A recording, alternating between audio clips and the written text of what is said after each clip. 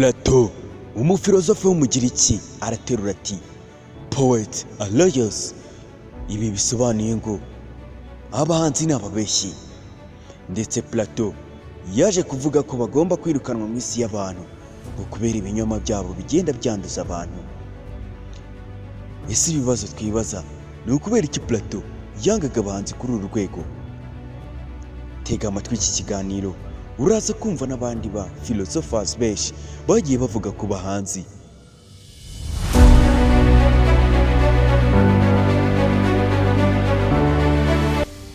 Ahagana hagati y'umwaka wa 427 ndetse na 347 mbere ya Yezu, Plato nibwo yanditse igitabo cye cyavugaga n'abo bahanzi akita The Republic, aho yanditsemo ngo Poet Alloyos.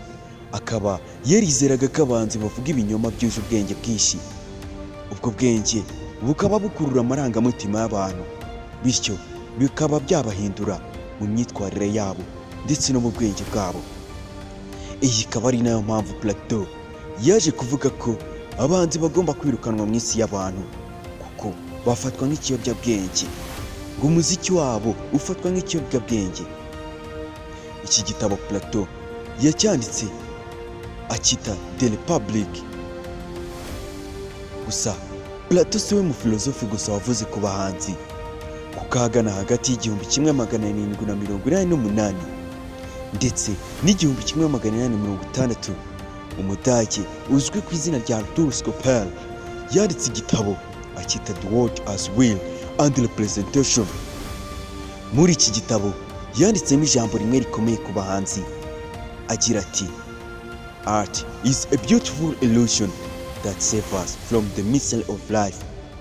Ibi bisobanuye ngo ubuhanzi ni ububeshyi bwiza buturinda imibabaro y'ubuzima.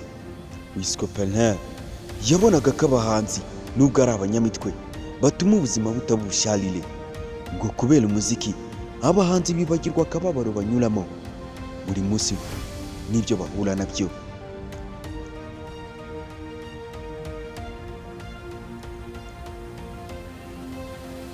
Umufilozofe w'umudage nawe wamamaye ku izina rya Friedrich Nietzsche, ahagana hagati y'umwaka w'igihumbi 1844 n'igihumbi 1900 yavuze ijambo ryiza ku bahanzi, agira ati Art lie beautifully.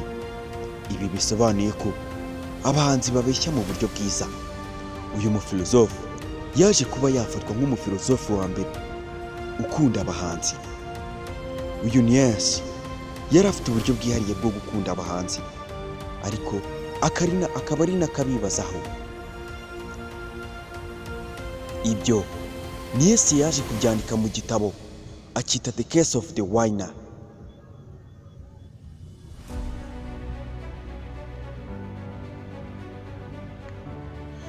Nyuma y'ibyo byose umufilozofe w'umugiriki wamamaye cyane ku izina rya Socrate nawe yaje kwandika igitabo kivuga ku bahanzi yifashishije Plato umwigishwa we, agira ati Poets compose not by wisdom but by inspiration. Aha yashakaga kuvuga ko abahanzi batavuga kubera ubwenge, ahubwo bavuga kubera imyuka.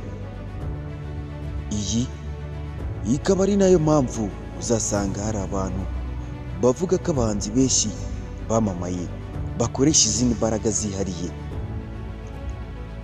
Akenshi bakunze kuvuga ko izo mbaraga zituruka kwa Sekibi. Ibi bifite inkomoko kuri uyu mufilozofe. Iki gitabo yaracyanditse akita Lone, ariko twibuke ko yacyandikiwe n'umupampe we cyangwa se uwo mukunda kwita umwigishwa we Plato. Iki gitabo cyaje kwitwa Lone aha hari hafi y'umwaka wa 390 mbere ya Yezu.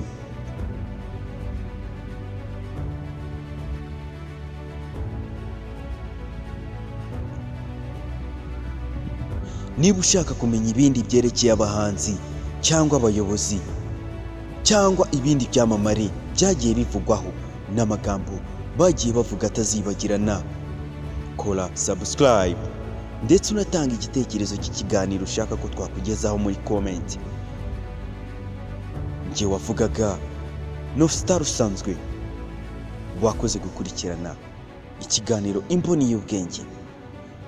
Ni Imboni y'Ubwenge kuko kikugezaho ibintu byose by'ingenzi kandi kikabikugezaho kuko kizi ko buri muntu wese aba akeneye kongera ubwenge bwe, yaba umwana yaba umukuru. Umuntu wese aba akeneye kongera ubwenge bwe kuko umufilozofe witwa Einstein yavuze ko nta muhanga ubaho.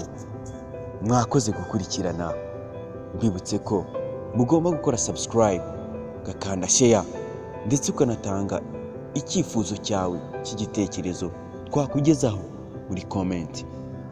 Murakoze, inkuru zacu nakagaruka.